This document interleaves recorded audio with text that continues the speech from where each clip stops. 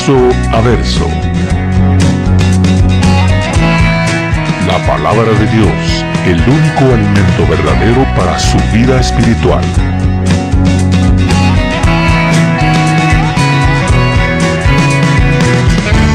Verso a verso. Una presentación de Capilla Calvario, Guatemala.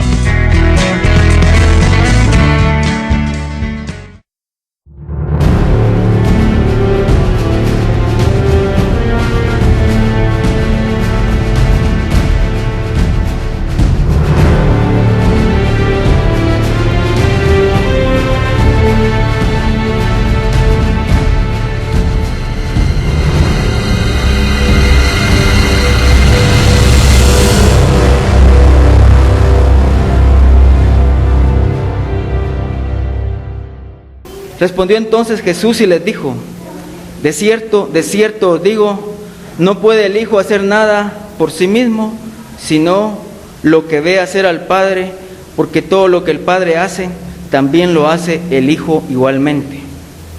Porque el Padre ama al Hijo y le muestra todas las cosas que Él hace, y mayores obras que ésta le mostrará, de modo que vosotros os maravilléis. Porque como el Padre levanta a los muertos y les da vida, así también el Hijo a los que quiere da vida. Porque el Padre a nadie juzga, sino que todo el juicio dio al Hijo, para que todos honren al Hijo como honran al Padre. El que no honra al Hijo, no honra al Padre que le envió. De cierto os digo, el que oye mi palabra y cree al que me envió, tiene vida eterna, y no vendrá a condenación, mas ha pasado de muerte a vida. De cierto os digo, viene la hora, y ahora es, cuando los muertos oirán la voz del Hijo de Dios, y los que la oyeren vivirán. Porque como el Padre tiene vida en sí mismo, así también ha dado al Hijo el tener vida en sí mismo. Y también le dio autoridad para hacer juicio, por cuanto es el Hijo del Hombre. No os maravilléis de esto, porque vendrá hora cuando todos los que están en los sepulcros oirán su voz, y los que hicieron lo bueno saldrán a resurrección de vida, mas los que hicieron lo malo a resurrección de condenación. Vamos a hablar en esta mañana acerca de que Jesús defiende su reivindicación de ser igual a Dios. Una de las pruebas de la divinidad de Jesucristo es que Él tenía un conocimiento sobrenatural de otras personas, así como de cosas y de eventos futuros. Es cierto que en la actualidad la parapsicología ha descubierto algunas cosas como la clarividencia, la telepatía, la premonición, etcétera, en la cual algunas personas que tienen cierta cantidad y calidad de fluido electromagnético, dicen ellos, o sea, poderes ocultos, tienen la capacidad de ver hechos y de ver cosas, pero muchas veces esas predicciones fallan. En la mayoría de casos fallan. Por ejemplo, en Estados Unidos hubo una famosa psíquica llamada Jean Dixon, y ella predijo muchas cosas que se cumplieron, pero en la gran mayoría de cosas que dijo, falló. Por ejemplo, decía que cierto candidato a la presidencia de los Estados Unidos iba a ganar en 1964, falló. Dijo que iba a haber una tercera guerra mundial por una disputa que había en unas islas, falló. Y también que iba a ser la Unión Soviética la que iba a poner al primer hombre en la luna, falló. En cambio, Jesucristo nunca conjeturó, Él siempre aseguró y siempre acertó. Por ejemplo, si leemos en los evangelios, en cierta ocasión le dijo a sus discípulos en Mateo 21, cuando se acercaron a Jerusalén: vayan y van a encontrar un asna atada y que tiene un pollino. Y exactamente como lo dijo, así fue. Él predijo la destrucción del templo de Jerusalén y efectivamente se consumó. Él predijo las negaciones de Pedro, predijo su propia muerte y su resurrección, predijo el fin del mundo y las señales que habrían antes de su segunda venida, y se cumplieron y se seguirán cumpliendo hasta que eso suceda en su totalidad. Y por último podría decir que, como dice San Juan 2, 23 al 25, Él conocía al hombre, no tenía necesidad de que nadie le dijese nada, porque Él conoce lo que hay dentro del hombre. regresando un poquito al versículo 17, como recordarán ustedes hace 8, el Señor Jesucristo hizo un milagro portentoso y los judíos le llegaron a preguntar que por qué hacía eso. Y él dijo en el versículo 17, mi Padre hasta ahora trabaja y yo también trabajo. Regresando ahí un poquito, Jesús da una respuesta a las preguntas de los fariseos de que por qué estaba haciendo eso, y dice que el Padre está trabajando y él también trabaja. Dice la palabra del Señor en Génesis 2, 1 al 3, que fueron creados los cielos y la tierra y fueron acabados y todo el ejército de ellos, y acabó Dios su obra en el séptimo día, y dice que reposó en el séptimo día de toda la obra que hizo, y bendijo Dios el séptimo día y lo santificó, porque en él reposó de toda la obra que había hecho. Como Jesús había hecho este milagro en día de reposo, él estaba aclarando que Dios trabaja, él mantiene todo lo que hay en este mundo, él no descansa en su obra de conservación y de providencia.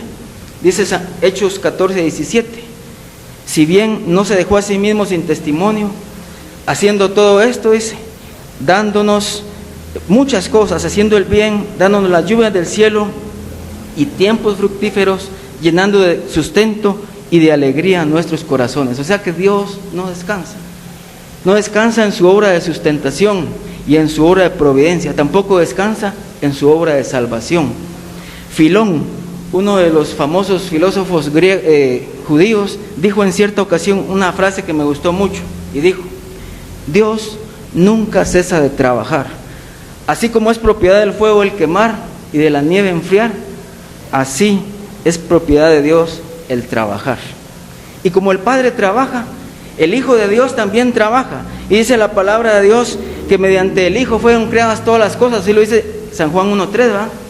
En el principio del Verbo, el Verbo era con Dios y el Verbo era Dios.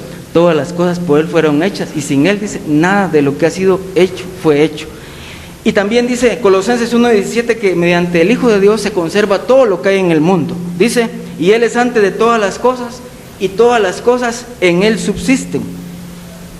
Y Él es quien sustenta todas las cosas con la palabra de su poder, dice Hebreos 1:3, habiendo efectuado la purificación de nuestros pecados, por medio de sí mismo se sentó a la diestra de la majestad en las alturas.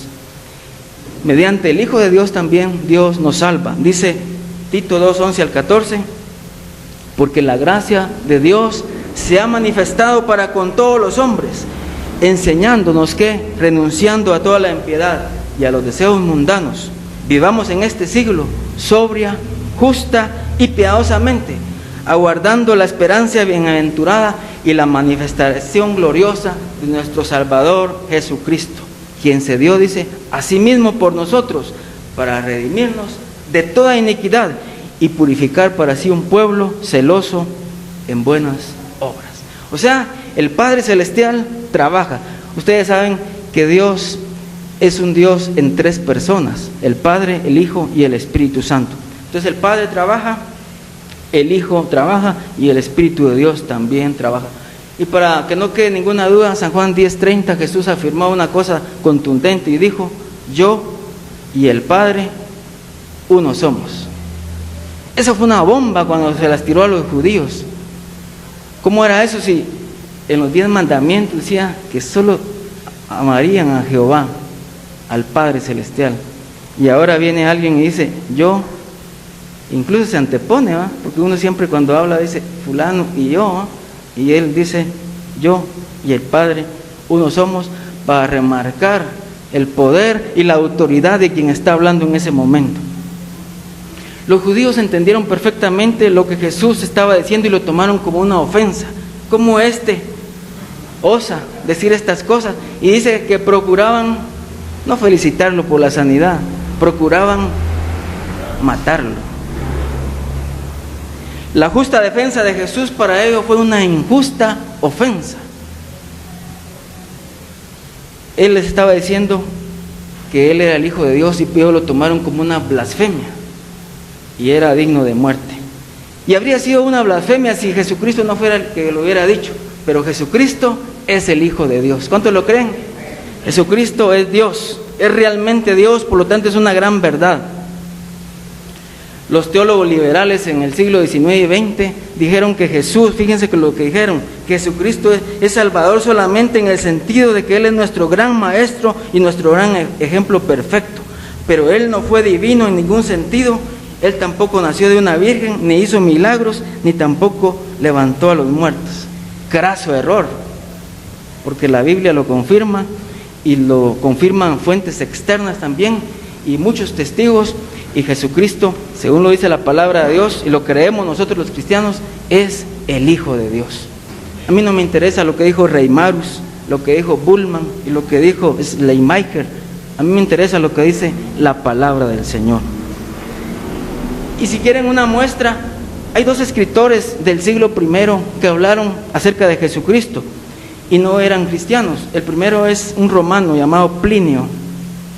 Él en cierta ocasión, él era un gobernador de Bitinia y en el año 112, le escribió al emperador Trajano con estas palabras, que los cristianos, dijo él, tienen por costumbre reunirse en un día determinado antes del amanecer. Cantan un himno a Cristo, a quien consideran como Dios, y se obligan ellos mismos, mediante juramento solemne, a no cometer ninguna cosa ni acción vil, y a abstenerse de todo fraude, de todo robo y de todo adulterio, a no quebrantar su palabra y a no ser desleales a quienes depositen en ellos su confianza. Miren qué bonito. Me amo mucho y ojalá que eso lo viviéramos nosotros, porque eso piensa alguien no cristiano de los cristianos. Otro fue el historiador famoso judío llamado Flavio Josefo, y él escribió: en este tiempo surgió Jesús, hombre sabio, si es que se le puede llamar hombre, dijo, pues obró maravillas, maestro de los hombres, de los que reciben la verdad de buen grado. Este hombre era el Cristo, el Hijo de Dios. Entonces, a partir de los versículos 19 al 29 que hemos leído en esta mañana, Jesús no va a rebajar en nada lo que Él había dicho, que su Padre trabaja y que Él conoce todo lo del Padre. Por el contrario, va ahora a reivindicarse y va a reforzar todavía su justa pretensión. Y no es pretensión porque Él verdaderamente es el Hijo de Dios. Y empieza con la frase solemne: de cierto os digo. Ya les he dicho que cuando esa frase aparece, quiere decir que lo que el Señor Jesucristo va a decir en este momento es algo sumamente importante y solemne. Es como que si Él dijera: os aseguro y os doy mi palabra, que es la palabra del Padre, de lo que les voy a decir es una solemne verdad. Y vamos a ver en esta mañana 7 cosas que nos enseñan la igualdad del Hijo de Dios con el Padre Celestial. La primera: Jesucristo es igual en obras. Y dice el versículo 19: todo lo que el Padre hace, también lo hace igualmente el Hijo. Jesús está tan vitalmente vinculado a su Padre Celestial que no actúa con independencia. Él todo lo hace bajo la estricta voluntad del Padre Celestial. No significa esto que Él no tuviese capacidad para hacer X o Y cosa, sino que estaba tan estrechamente unido a su Padre que solo podía hacer las mismas cosas que veía hacer a su Padre Celestial. Porque aunque el Señor afirmaba su igualdad con el Padre, no pretendía independencia ni autonomía. No es independientemente de Él, aunque es totalmente igual a Él. Entonces, Jesús quería evidentemente que los judíos pensasen eso, que Él es igual que el Padre. Pero para los judíos esto era algo impensable, esto era una blasfemia. Por eso George McDowell, en uno de sus libros, un escritor cristiano, él dice que si Jesucristo no es Dios, hay 3 opciones: o era un falsario, un lunático, o era un mentiroso, o era el Hijo de Dios. Y que si no era el Hijo de Dios, y que simplemente era un falsario, un mentiroso, se merecía un premio de la Academia, un Oscar, por hacer un papel tan bueno. Pero realmente la Biblia lo confirma, y las evidencias externas también, de que Jesucristo es el Hijo de Dios y es igual al Padre. Esto es desde luego una confirmación de su igualdad con Dios. Él es omnipotente. Jesús quiere decir esto, todo lo puede hacer y hace todo lo que ve hacer a su Padre Celestial. Jesús afirma ver lo que el Padre está haciendo. Para poder hacer tal afirmación, ha de tener acceso directo al Padre y un completo conocimiento de Él, todo lo que está sucediendo en el cielo. Así, el Hijo puede hacer también lo que ve hacer a su Padre. Hemos visto entonces, es igual en obras. En segundo lugar, es igual en conocimiento. Y dice el versículo 20, porque el Padre ama al Hijo y le muestra todas las cosas que Él hace, y mayores obras a estas le mostrará, de modo que vosotros os maravilléis. Una marca especial del amor del Padre para con su Hijo es que le muestra todo lo que Él hace. Todo eso no solo lo veía Jesús, sino que también tenía el poder para hacerlo. En San Juan se nos menciona unos pocos milagros que Jesús hizo. Era la intención de San Juan escribir solamente esos. Pero dice al final de su evangelio, en el capítulo 21 de San Juan, y quisiera que lo leyéramos, en el versículo 25. Y hay también otras muchas cosas que hizo Jesús, las cuales si se escribiesen una por una, pienso que ni aún en el mundo cabrían los libros que habrían de escribir. Amén. Todo eso no solo lo veía Jesús, sino que tenía poder para hacerlo, como les decía. El Padre le comunicaba a Él todos los más íntimos secretos, los planes, el poder para llevarlos a cabo, la providencia de Dios para con su creación y la hechura de estos milagros portentosos. Cosas mayores incluso a estas verán ustedes, les dijo. Acababan de ver un milagro grande, la sanidad de un hombre paralítico que había pasado postrado 38 años. ¿Qué otras cosas había hecho? En el capítulo 2 convirtió el agua en vino, milagro. Y en el capítulo 4 sanó al hijo de un oficial del rey. Pero ahora les dice, cosas mayores a estas van a ver ustedes. ¿Y a qué se refería Jesús cuando dijo cosas mayores a estas? Pues los estudiosos dicen dos cosas. Las cosas mayores son la resurrección de los muertos. Si ustedes leen más adelante en el capítulo 11, dice en San Juan 11, 43 al 44, que Jesús resucitó a Lázaro. Y habiendo dicho esto, dice, clamó a gran voz, Lázaro, ven fuera. Y el que había estado muerto salió, atada las manos y los pies con vendas y el rostro envuelto en un sudario. Y Jesús le dijo, desatadle y dejadle ir. Y esa resurrección también incluye la propia, porque Él pronosticó que Él iba a morir y que también iba a resucitar al tercer día. Él lo dijo en San Juan 10, 18, nadie me quita la vida, sino que yo de mí mismo la pongo, tengo poder para ponerla y tengo poder para volverla a tomar. Este mandamiento recibí de mi Padre. Y la segunda obra grande que van a ver los humanos es el que Él puede juzgar a los vivos y a los muertos. Esas son cosas grandes que el hombre ni siquiera se puede imaginar. Y les dijo Jesús, para que vosotros os admiréis, para que vosotros os maravilléis. Es interesante que no dice para que vosotros creáis, aunque el propósito de Juan, según San Juan 20, 31 es, y estas cosas han sido escritas para que vosotros creáis que Jesús es el Cristo, el Hijo de Dios, y para que creyendo en Él tengáis vida en su nombre. Ese es el propósito. Pero aquí no dice para que creáis, puesto que estos fariseos no estaban en la disposición de creer en Jesucristo. Ellos ya tenían cerrada la mente y el corazón, y que para ellos Jesús era un charlatán, para ellos Jesús era un patán que se estaba atribuyendo y que estaba usurpando el lugar de Dios.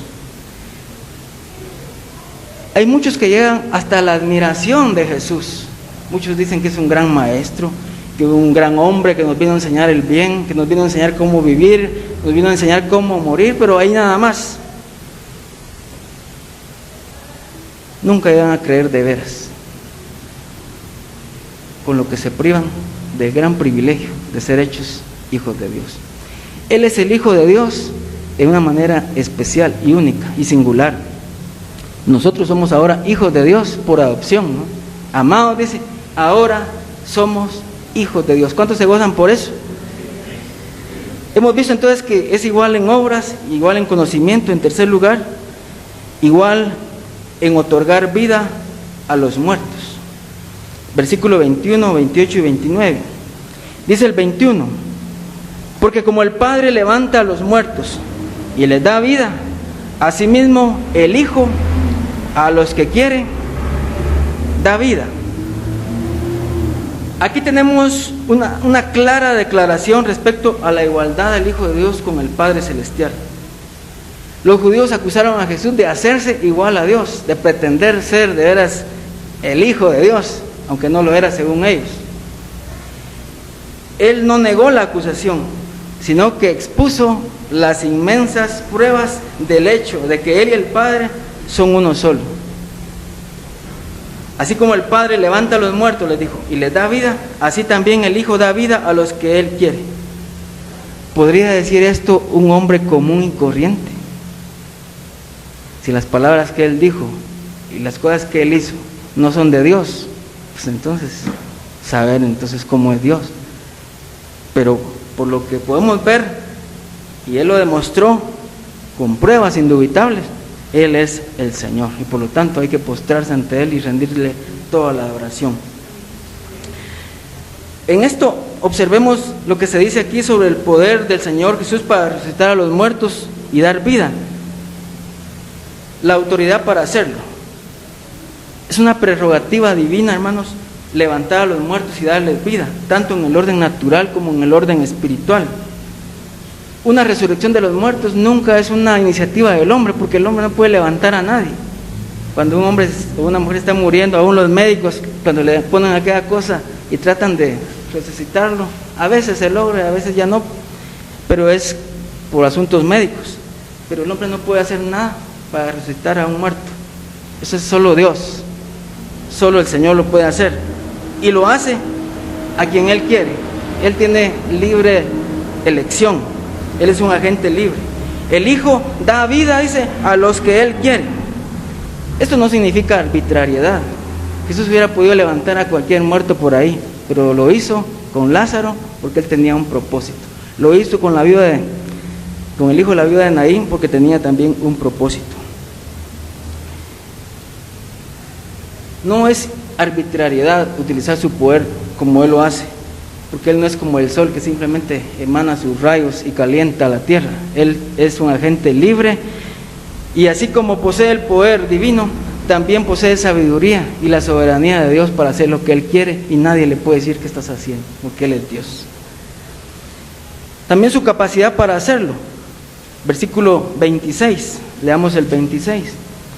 Porque como el Padre tiene vida en sí mismo, así también ha dado al Hijo el tener vida en sí mismo. Entonces, como Él tiene vida, tiene la capacidad para dar vida también a todos los que Él quiere. Como el Hijo, en cuanto a Dios, proviene del Padre. En cuanto a hombre, Jesús es el mediador entre Dios y los hombres, y ha venido lleno de vida. Dice la palabra de Dios en San Juan 1:16, ¿verdad? Porque la gracia y la verdad vinieron por medio de Jesucristo. Y dice San Juan 10:10, el ladrón no viene sino para hurtar, matar y para destruir. Yo he venido para que tengan vida y para que la tengan en abundancia. Él puede entonces levantar a los muertos, porque Él fue el que vino a dar su vida por los pecadores. Él tiene las llaves de la muerte y del Hades, dice Apocalipsis 1:18. Él es el primogénito de los muertos, el que estuvo muerto, pero que vive y permanece para siempre. Su actuación de acuerdo a su autoridad y su capacidad. Aquí, en este pasaje que hemos leído, hay dos clases de resurrección, una en el orden espiritual y una en el orden físico. En el orden espiritual es en el versículo 25, y en el orden físico es en el 28 y 29, que se nos quede bien claro en esta mañana. Dice en el 25, de cierto os digo, llega la hora, y ahora es decir, ya estamos en ella, ¿verdad?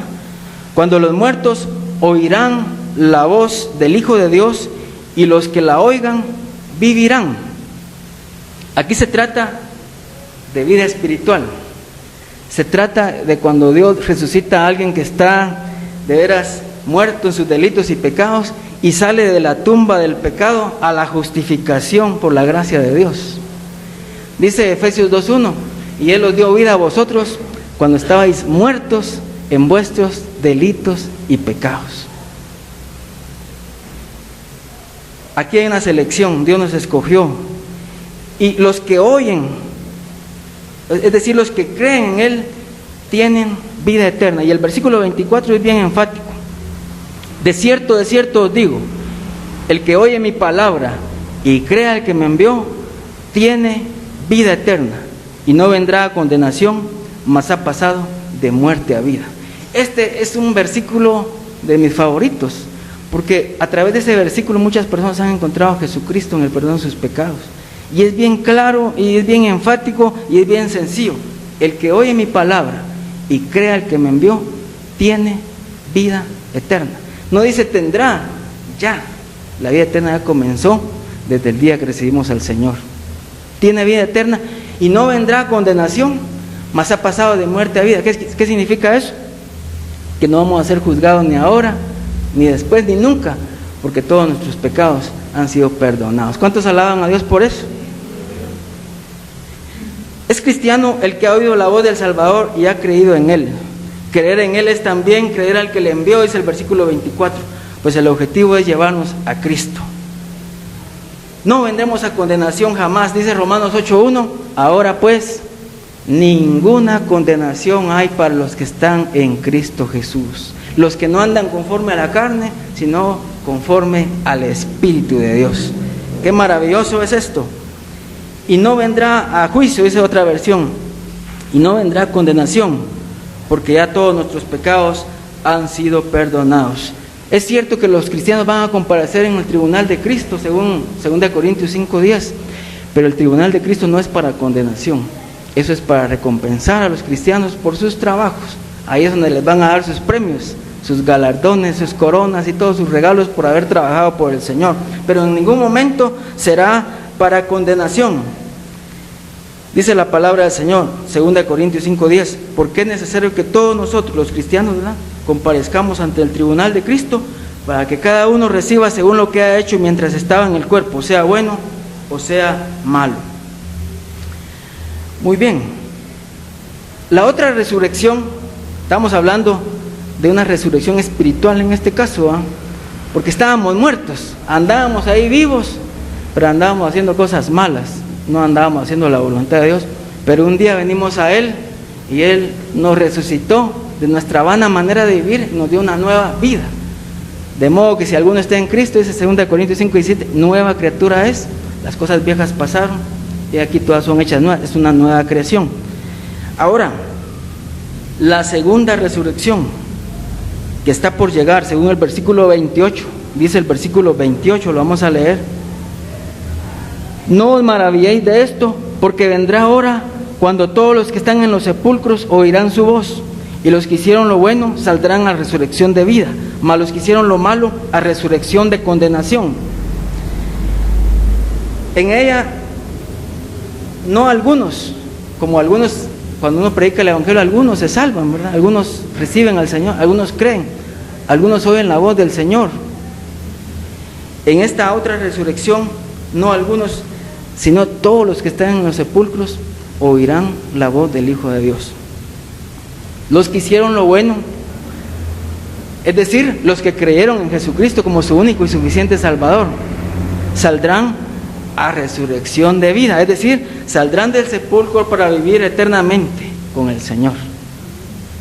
En cambio, los que hicieron lo malo, los que hicieron lo trivial, dice otra versión, los que hicieron lo fútil, los que hicieron lo inútil, los que arruinaron su vida, saldrán del sepulcro a una resurrección, dice, de condenación. Qué terrible eso. No para vivir, sino para morir eternamente para la muerte segunda.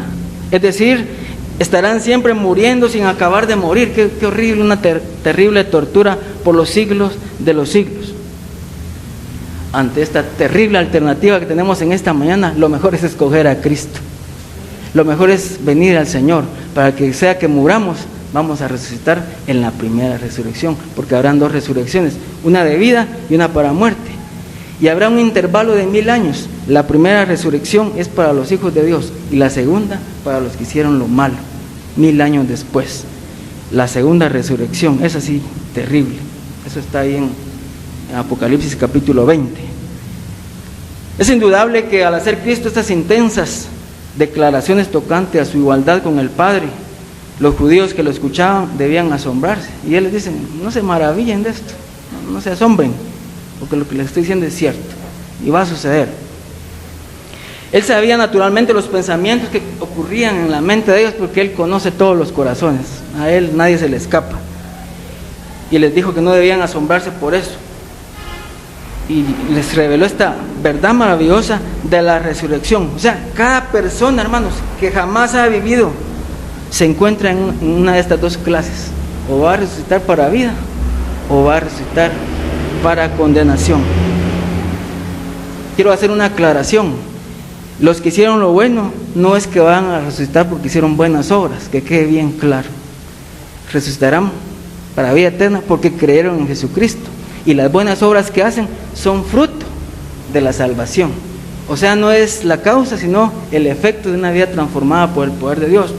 Y los que hicieron lo malo también no es que se van a ir solo porque hicieron desmadres, como se dice, con su vida, sino porque no creyeron en el Hijo de Dios.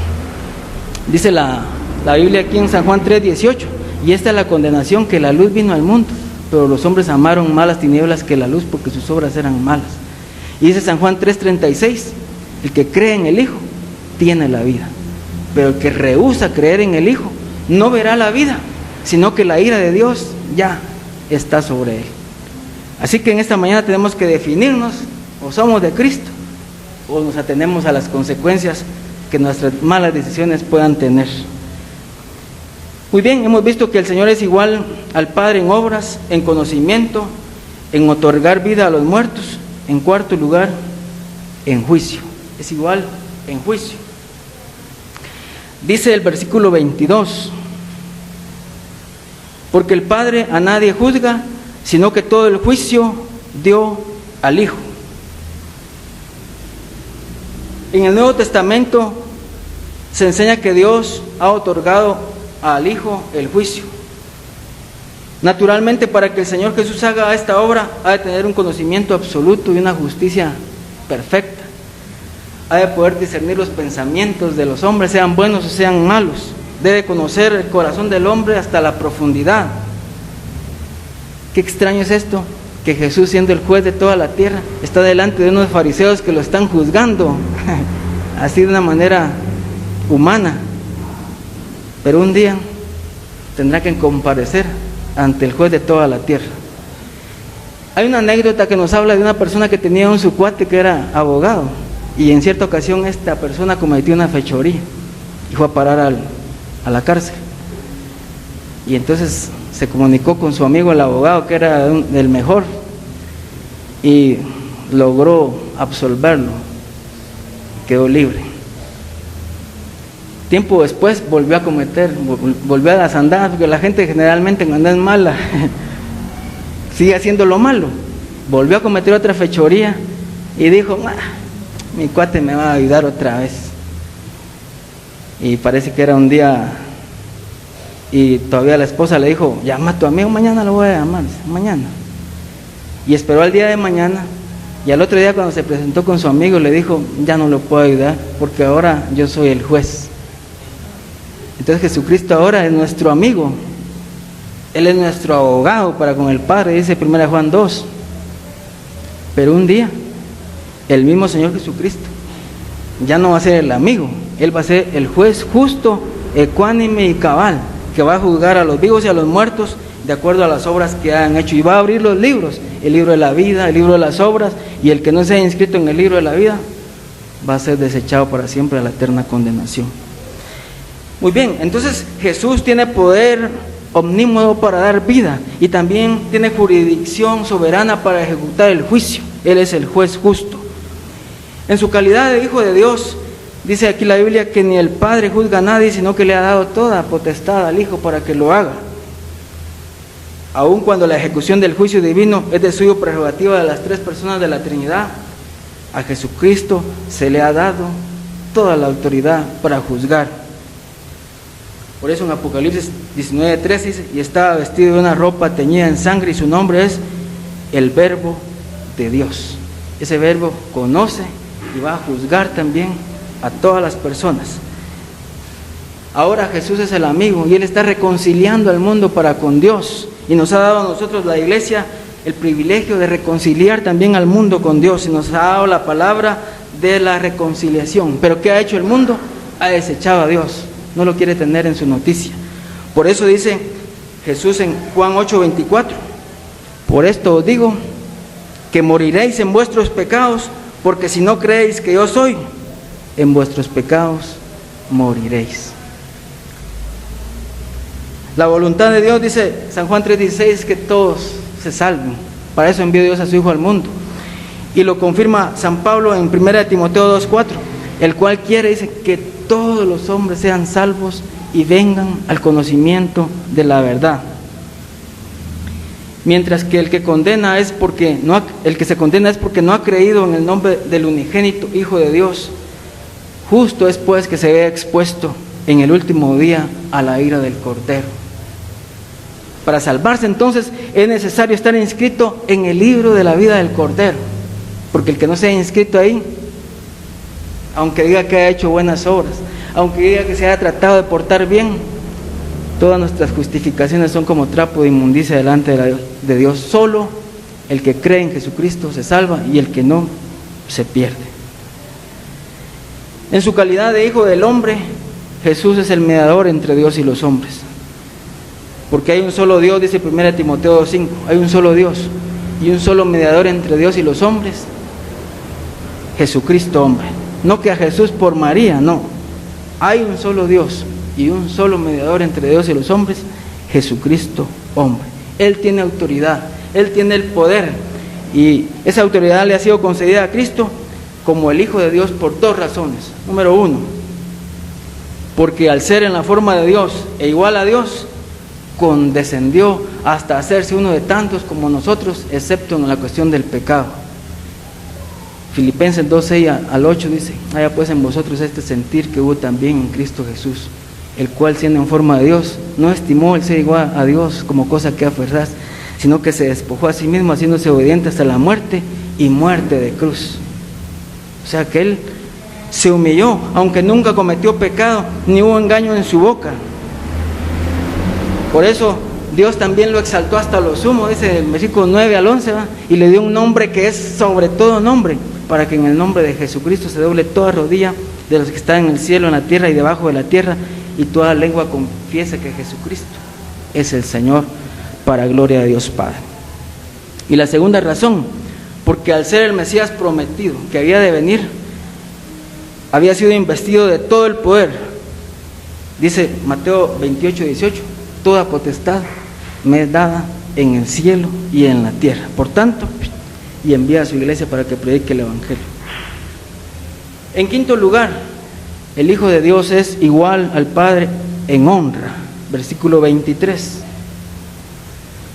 Para que todos, dice, honren al Hijo como honran al Padre. El que no honra al Hijo, no honra al Padre que le envió. Todo este pasaje, hermanos, es teología pura.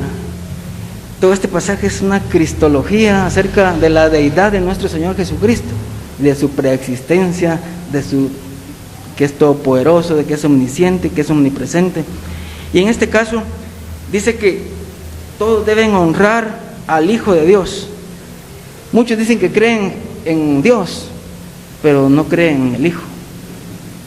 Hay algunos sectarios que adoran al Padre, pero desprecian al Hijo. Hay sectas evangélicas incluso que adoran a Dios el Padre, pero desechan a Jesucristo porque dicen que Él era la primera criatura hecha por Dios. Esa es una herejía, porque Jesucristo es Dios. Y aquí lo dicen, todos, absolutamente todos, deben honrar al Hijo como honran al Padre. Y el que no honra al Hijo, está despreciando también al Padre Celestial. Así que el Señor es digno de toda la alabanza, por eso que cuando le cantamos debemos de hacerlo con todo el corazón, no solo del diente al labio, sino que algo que fluya de lo más profundo de nuestro corazón y en agradecimiento por lo que Él ha hecho por nosotros. Muchas personas pretenden adorar a Dios, pero niegan que Jesucristo es el Señor. Dicen que fue un buen hombre, que fue un gran maestro, que fue una persona la más acorde a Dios que cualquier hombre que haya existido jamás. Pero este versículo lo pone en una igualdad absoluta con Dios y demanda que todos le den ese mismo honor que le dan a Dios el Padre. Si alguien no honra al Hijo, entonces no honra al Padre. Es inútil pretender entonces amar a Dios si no se tiene el mismo amor para con nuestro Señor Jesucristo. Jesucristo es Dios manifestado en carne y es digno de toda honra. ¿Cuánto le honran en esta mañana? Nuestra vida debe de ser una vida que honre y glorifique el nombre de Dios. Así como les leía ese pasaje, ese párrafo de este escritor romano, que nos propongamos vivir una vida intachable, que nadie nos pueda agarrar. Intachable quiere decir como un sartén que no tiene mango, está caliente y que nadie lo puede agarrar porque se quema. Así que sea nuestra vida transparente, íntegra. En sexto lugar, Jesús es igual al Padre en regenerar. Ya lo vimos en el versículo 24. El que oye mi palabra y cree al que me envió, tiene vida eterna y no vendrá a condenación, mas ha pasado de muerte a vida. El que oye mi palabra, dice, la palabra de Dios debe entrar al oído y no salir por el otro. La palabra de Dios debe entrar en el oído, bajar al corazón y subir nuevamente a la voluntad y hacer los cambios necesarios en nuestra vida. Oír la palabra de Jesús significa no solo escucharla como oír llover, es recibirla, es creerla y más que eso, obedecerla. De nada nos sirve sabernos los 1189 capítulos de la Biblia ni los 31,000 versículos si no los obedecemos. Más vale que sepamos unos pocos, pero que los vivamos, que los obedezcamos. Muchos son los que oyen la predicación del Evangelio, pero no hacen nada al respecto, pero dicen que creen en Dios. Santiago 2:19 dice, ¿tú crees que Dios es uno? Bien haces, dice. Aún los demonios lo creen y tiemblan, dice, pero ellos no se pueden arrepentir, ellos no pueden cambiar. Pero ustedes sí, nosotros sí. Si creemos que Dios es uno, oigamos la palabra de Dios, recibámosla en el corazón, creámosla en el corazón y obedezcámosla para la gloria del Señor. Muchos profesan creer en Dios, pero nunca han sido convertidos. Por poco me persuades, Pablo, a ser cristiano, dijo el rey Agripa, ¿va? Pero no, Pablo dijo, yo no quisiera que por poco, sino que de una vez, ¿va? De una vez. Pero muchos así están, que llame, y ya, y nunca. Hay un dicho que dice, no dejes para mañana lo que puedes hacer hoy. Y dice Salomón, lo que tienes a la mano para hacer, hazlo. No dejemos, no posterguemos la decisión, mañana podría ser demasiado tarde. ¿Qué es lo que hay que creer?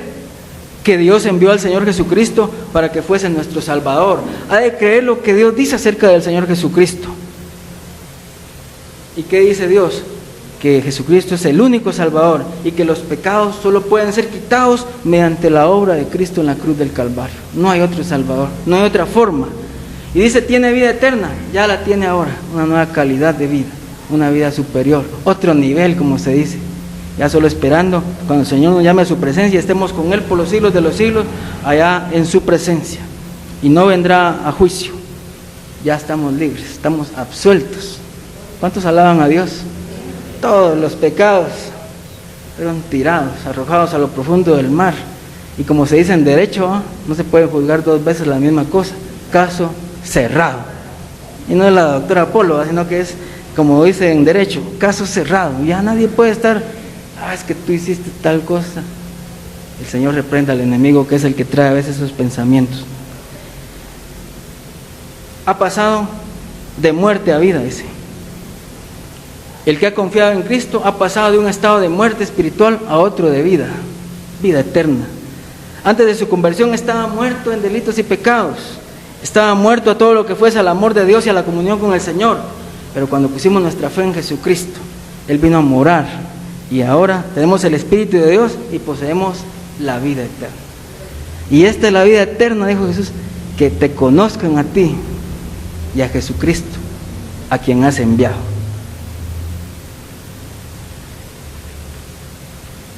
Por último, en séptimo lugar, Jesucristo es igual al Padre en autoexistencia. Versículo 26. Porque como el Padre tiene vida en sí mismo, así también ha dado al Hijo el tener vida en sí mismo. Este versículo explica cómo una persona puede recibir la vida del Señor Jesucristo, porque el que la está dando es autoexistente. Así como el Padre, que es la fuente y el dador de la vida, así también el Hijo de Dios tiene vida en sí mismo y la puede dar a otros. Esto otra vez es una declaración enfática, categórica y distintiva acerca de la deidad de nuestro Señor Jesucristo y de su igualdad con el Padre. No se puede decir de nadie más que tenga vida en sí mismo. La vida nos ha sido dada a nosotros, pero el Padre y el Hijo tienen vida desde toda la eternidad. Ya la vida siempre ha estado con ellos. Esta vida jamás tuvo principio ni tendrá fin. Ellos son la fuente de la vida. Entonces, es un pasaje pequeño, pero muy profundo. Y en estos podemos observar que Jesucristo es el Hijo de Dios. Por eso en esta mañana tenemos que tomar la decisión: ¿qué vamos a hacer con Jesús? Podemos creer como los teólogos liberales que simplemente fue un gran hombre que nos vino a enseñar muchas cosas, pero no, que no es Dios. Pero aquí la conclusión a la que yo llego en esta mañana es que Jesús es el Hijo del Padre Celestial en una relación sin igual. Esta es una relación personal, íntima y única. Y que aquí tenemos en este pasaje una parábola genuina, y es la descripción perfecta y realista de un hijo que, como aprendiz de su padre, aprende el oficio de él, que no actúa independientemente ni por iniciativa propia, se limita a observar la operación de su padre y repite tal cual lo ve hacer al Padre. Esta es la relación íntima que ha existido por los siglos de los siglos en el Padre y el Hijo, en su subordinación a la voluntad del Padre Celestial. Por eso Él tiene toda la autoridad. Por eso es igual al Padre en todo, igual que el Espíritu Santo. Jesús sostiene que al oír su palabra y creer en el Padre que le envió, son conceptos inseparables, casi sinónimos, y conducen a la vida eterna. Hay dos destinos que el hombre puede escoger entonces en vida, porque en vida es que se toma la decisión. Cuando alguien muere, ya nada que misa de requiem, ni de cuerpo presente, ni purgatorios, ahí se acabó todo. En vida se toma la decisión. En vida se decide si se acepta el amor y el perdón de Dios o se rechaza. Por eso en esta mañana tenemos que tomar una decisión. Jesús describe la salvación en otro lugar como nacer de nuevo, San Juan capítulo 3, ¿verdad? Nacer de arriba. Pero aquí la misma experiencia se describe en términos de un traslado de la condenación a la vida, la cual se efectúa en el instante en que una persona deposita toda su confianza en el Señor Jesucristo como su único y suficiente Salvador. La hora es la hora de la resurrección de los muertos del sepulcro. Vendrá una hora futura, que aunque ya estemos muertos, ya estemos enterrados, dice la palabra de Dios, que los muertos oirán la voz del Hijo de Dios, y los que hicieron lo bueno saldrán a resurrección de vida, y todos los que hicieron lo malo saldrán a resurrección de condenación. ¿En cuál queremos estar nosotros? Dice la Biblia en Apocalipsis: bienaventurado y santo el que tiene parte en la primera resurrección. La segunda muerte no tiene potestad sobre estos. Pero los otros muertos, dice después, no volvieron a vivir hasta que se cumplieron 1000 años. Y fueron abiertos los libros, y el que no se había inscrito en el libro de la vida fue lanzado al lago de fuego. Esta es la segunda muerte. Ya no hay escapatoria, nadie se puede escapar por los siglos de los siglos. Jesús entonces afirmó su igualdad con el Padre Celestial en 7 puntos que hemos visto en esta mañana: en obras, en conocimiento, en otorgar vida a los muertos, en juicio, en honra en regenerar y en autoexistencia. La conclusión final es que Jesucristo es Dios. ¿Cuántos lo creen? Pero no solo es de creerlo. Hasta los demonios decían: te conjuro que tú eres el Hijo del Dios bendito, que has venido a destruirnos antes de tiempo, decían ellos, ¿verdad? O sea que lo conocían y temblaban y hasta pedían permiso. No basta solo con creer en Dios, hay que oír su palabra, hay que recibirla en el corazón, hay que creerla y obedecerla. Vamos a orar en esta mañana. Padre, te damos gracias por la oportunidad que nos has dado, Señor, que todos los que estamos acá, Señor, y que los que en alguna ocasión nos vean por las redes sociales, Señor, tengan ante ellos este desafío de tomar una decisión, que hay una bifurcación aquí de caminos. Podemos escoger la vida eterna o la condenación eterna. Yo te pido en esta mañana, Señor, que todos los que estamos en esta mañana, en este lugar, en este recinto, en este auditorio, decidamos por Cristo y decidamos por la vida. Como Moisés le dijo al pueblo de Israel: os conjuro por Dios que hoy les he puesto la vida y la muerte. Escojan la vida para que por ella estén bien. Y yo te pido, Señor, que en esta mañana todos los que están acá escojan por Cristo, escojan por la vida. Los que nos oyen a través de las redes sociales, Señor, por Facebook, YouTube, Twitter, que Dios mío también tomen la decisión por Cristo, porque si no, si escogen el otro camino, ese camino es ancho y espacioso, lleva a la perdición, y la mayoría va por ahí. Muchos son los que se pierden, Señor. Pero en esta mañana, Señor, que tu Espíritu Santo obre en los corazones, que la palabra de Dios, que es viva, eficaz y que es más cortante que una espada de filo, haga la obra, que el Espíritu de Dios transforme las vidas, que Dios mío, que el Hijo de Dios, que tiene poder para dar vida, que esta palabra que ha sido dada, Señor, que ha sido escuchada, muchos la escuchen, Señor, y que puedan por ella, por esa palabra de Dios, tener vida eterna. Y yo sé que ellos no vendrán a condenación, pues han pasado de muerte a vida. Gracias, Señor, por la oportunidad, por el privilegio, en el nombre de Jesús nuestro Señor. Amén. Amén. Capilla Calvario Guatemala presentó Verso a Verso. La palabra de Dios, el único alimento verdadero para su vida espiritual. Verso a verso, su vida crecerá en el conocimiento del Dios verdadero. Una presentación de Capilla Calvario Guatemala.